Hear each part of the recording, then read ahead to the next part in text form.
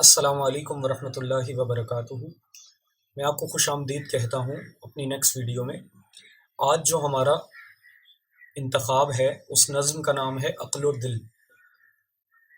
اچھا، اس نظم کے اوپر میں تھوڑا سا سٹارٹنگ میں ایک انٹروڈکشن دے دوں کہ عقل جو ہے وہ فیل نہیں کرتی، یعنی کہ جو ہماری فیلنگز ہیں، جو ہمارے جذبات ہیں، ان کے اوپر عقل جو ہے وہ ان کو وہ نہیں کرتی، کنٹین نہیں کرتی۔ عقل جو ہے نا لاجک کے اوپر چلتی ہے، صحیح ہے۔ اسی طرح بالکل جو ہمارا دل ہے، صحیح ہے، وہ ہمارے جذبات کو کنٹین کرتا ہے یا ہمارے جذبات کو فیل کرتا ہے، ٹھیک ہے۔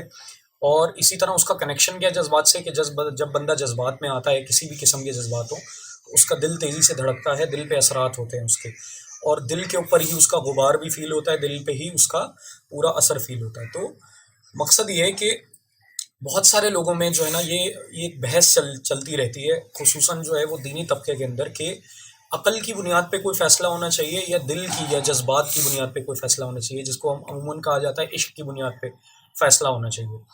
تو اس کے اندر جو ہے نا وہ ایک بحث ہے، ٹھیک ہے، عقل کی اور دل کی آپس میں بحث ہے، اور اسی کے اوپر جو ہے وہ علامہ صاحب کا جو ہے وہ یہ پوری کی پوری نظم ہے۔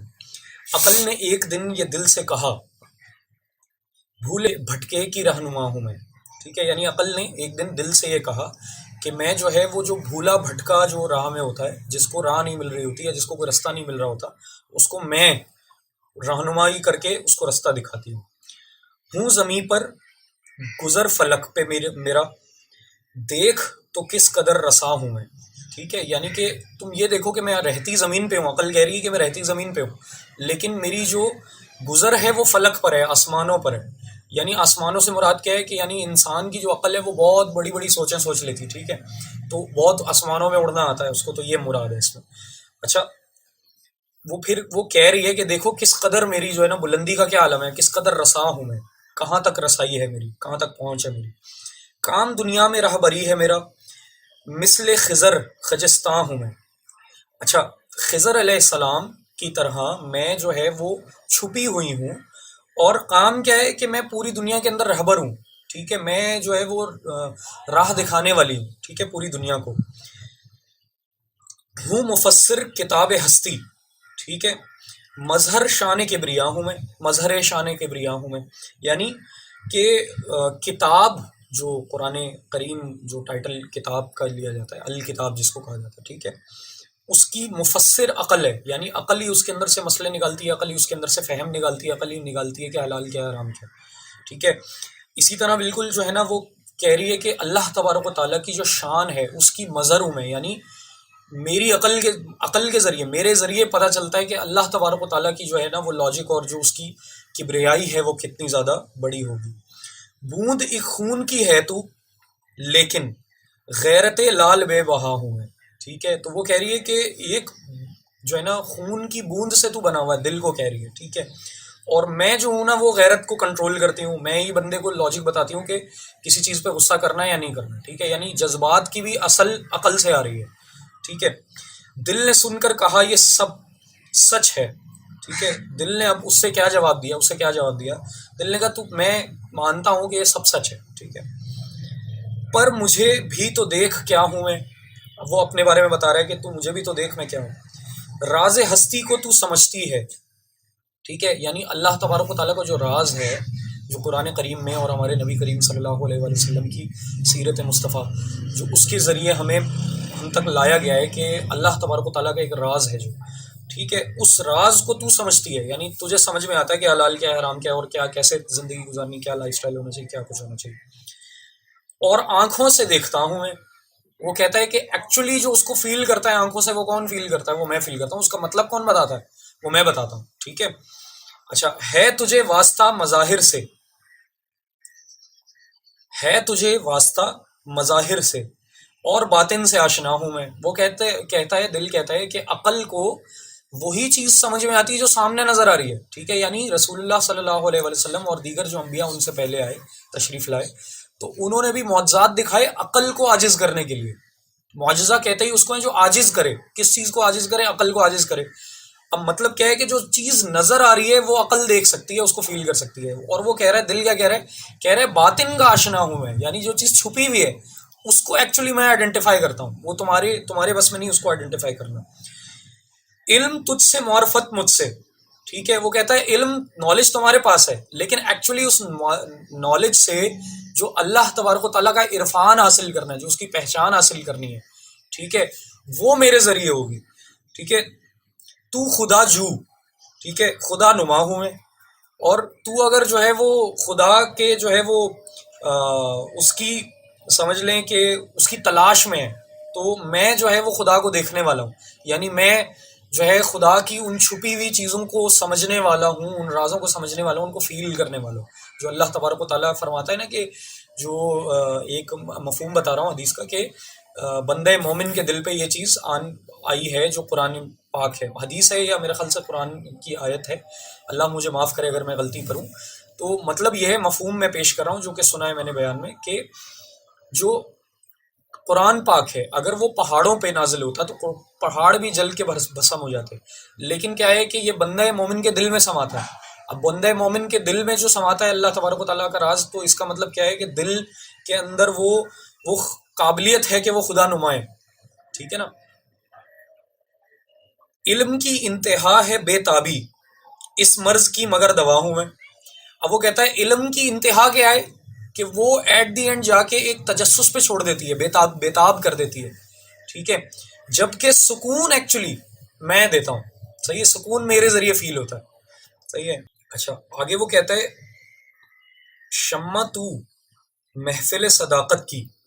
ٹھیک ہے، یعنی کہ اگر حق کی محفل سجی ہوئی ہے تو اس کی شمع تیرے پاس ہے. اچھا اب شمع کو تھوڑا سا میں ایکسپلین کر دوں یہاں پہ، کہ جو پرانا دور تھا جیسے مرزا غالب کا، ٹھیک ہے، اور علامہ اقبال سے بھی پہلے کے دور کی بات کر رہا ہوں، تو اس میں دبستان ہوتے تھے، دبستان لکھنؤ، دبستان دلی. تو اس دور میں جو محفل ہوتی تھی دلی میں یا لکھنؤ میں، تو وہاں پر شمع محفل اس کے پاس ہوتی تھی جس کو شعر کہنے کا، ٹھیک ہے، دیا جاتا تھا کہ آپ نے اب شعر کہنا ہے. ٹھیک ہے، اب اس شمع کا مطلب کیا تھا؟ جیسے آج کل کے دور میں کسی کو مائک آپ نے پکڑا دیا تو اب اسپاٹ لائٹ اس کی طرف ہے کہ تمام محفل یا تمام لوگ اس کی طرف دیکھ رہے ہیں کہ اب یہ گفتگو کرے گا یا یہ بولے گا. اب پرانے دور میں کیا تھا کہ مائک اور یہ all ساری کی ساری لائٹس تو تھی نہیں. تو اس دور میں کیا ہوتا تھا جب محفلیں تھیں تو تھوڑی سی اندھیری محفل میں ایک شمع ہوتی تھی، اور وہ شمع جس کے آگے رکھی ہوتی تھی اس کے اوپر آٹومیٹکلی اسپاٹ لائٹ ہوتی تھی، وہ بندہ نظر آ رہا ہوتا تھا. اب وہ بندہ پھر جو ہے نا پوری محفل کو جو ہے مخاطب کر کے شعر کر رہا شعر کہہ رہا ہوتا تھا. اب یہ جو اس تقاریر میں کہا جاتا ہے صدر ذی وقار، وہ صدر ذی وقار بھی ایکچولی وہی ہوتا ہے جو اس دور کے اندر جو ہے نا اس محفل کا صدر ہوتا تھا، جو کنٹرول کر رہا ہوتا تھا کہ اب کون بولے گا، اب کون بولے گا، اب کون بولے گا. تو وہ صدر وہاں سے ہی نکلا ہے، صدر ذی وقار. آج کل تو بچوں کو جو ڈیبیٹس وغیرہ میں یا کمپٹیشن میں کھڑے ہوتے ہیں ان کو یہ بھی نہیں پتا ہوتا صدر ذی وقار ہوتا کون ہے. ٹھیک ہے، وہ عامر لیاقت یا کسی کے بھی پروگرام میں اگر ہم جائیں تو ان کے پروگرامز میں جو ہے وہ جو صدر ذی وقار ہوتے ہیں بچوں کو پتہ ہی نہیں ہوتا اب ان کو صدر ذی وقار بولنا ہے یا ان کو بولنا ہے، یا یہ جج ہیں یا کس کو صدر ذی وقار بولنا. اکثر ایسا بھی ہوتا ہے. بہرحال جو مطلب فہم رکھتے ہیں پرانے دور کا ان کو پتہ ہے، اردو دان جو ہے. تو اب میں یہ بتا رہا تھا کہ وہ کہتا ہے کہ جو محفل ہے حق کی، صداقت کی جو محفل ہے، اس کی شمع عقل ہے. ٹھیک ہے، حسن کی بزم کا دیا ہوں میں. ٹھیک ہے، وہ کہتا ہے کہ میں جو ہے نا وہ دیا ہوں. صحیح ہے، اور کس چیز کا دیا ہوں؟ حسن کا. وہ حسن کی جو محفل ہے اس کا دیا میں ہوں. صحیح ہے، یعنی وہ کہتا ہے کہ اگر حق کو سمجھنے کی چیز تو ہے یا تیرے پاس وہ آلہ ہے جو حق کو سمجھتا ہے یا تو حق سے مخاطب ہوتی، تو جو حسن ہے، جو خوبصورتی کی فیلنگ ہے، ٹھیک ہے، اس کو جو ہے اس کو میں کنٹین کرتا ہوں یا میں سمجھ سکتا ہوں. ٹھیک ہے، تو زمان و مکان سے رشتہ بپا. ٹھیک ہے، یعنی تیرا جو ہے وہ حالات و واقعات، زمان و مکان، کہاں ٹائم اینڈ سپیس سے تیرا جو ہے وہ رشتہ ہے کہ کہاں پر کیا بات کہی جا رہی ہے، کہاں پر کیا بات ہو رہی ہے، یا کہاں پر کیا واقعہ پیش آ رہا ہے. ٹھیک ہے، طائر سدرا آشنا ہوں میں. ٹھیک ہے، وہ کہتا ہے کہ میں جو ہوں ایک طائر کی مانند ہوں. ٹھیک ہے، اور وہ طائر جو سدرا جو درخت ہے، جو معراج میں حضور پاک صلی اللہ علیہ وسلم کو جو معراج شریف پہ سدرا جو درخت دکھایا گیا تھا، ٹھیک ہے، جس کو ہم سدرۃ المنتہا کہتے ہیں، یعنی اس جگہ پہ جبریل کی انتہا تھی. تو وہ ایک نعت بھی ہے نا کہ حدود طائر سدرا حضور جانتے ہیں. تو مطلب کیا ہے کہ جو طائر سدرا ہے وہ جو حضرت جبرائیل علیہ السلام ہے، ٹھیک ہے، ان کو طائر سدرہ کہتے ہیں، تو وہ کہہ رہا ہے کہ طائر سدرہ آشنا ہوں کہ میں جو ہے وہ اس پرندے کو، یا جو جبرائیل علیہ السلام کیونکہ اڑتے ہیں نا، تو طائر پرندے کو ویسے کہتے ہیں، لیکن وہ اڑنے سے ان کو بھی طائر سدرہ کہا جاتا ہے. تو اب وہ جبریل علیہ السلام سے جو پیغام آیا اس کو آشنا، اس کا آشنا میں ہوں، ٹھیک ہے، اس کو سمجھنے والا میں ہوں، ٹھیک ہے. کس بلندی پہ ہے مقام میرا، عرش رب جلیل کا ہوں میں، ٹھیک ہے. وہ کہتا ہے کس بلندی پہ میرا جو ہے نا وہ مقام ہے کہ میں جو عرش رب ہے، ٹھیک ہے، رب جلیل کا جو عرش ہے، ٹھیک ہے، میں اس کا ہوں، صحیح ہے، میرا مقام وہاں پہ جاتا ہے، ٹھیک ہے. یا آپ یہ سمجھ لیں کہ جو اللہ تبارک و تعالیٰ کا مقام ہے اس تک جو ہے نا میری پہنچ ہے، یا اس کو میں فیل کرتا ہوں، اس کی ذات کو میں فیل کرتا ہوں، ٹھیک ہے.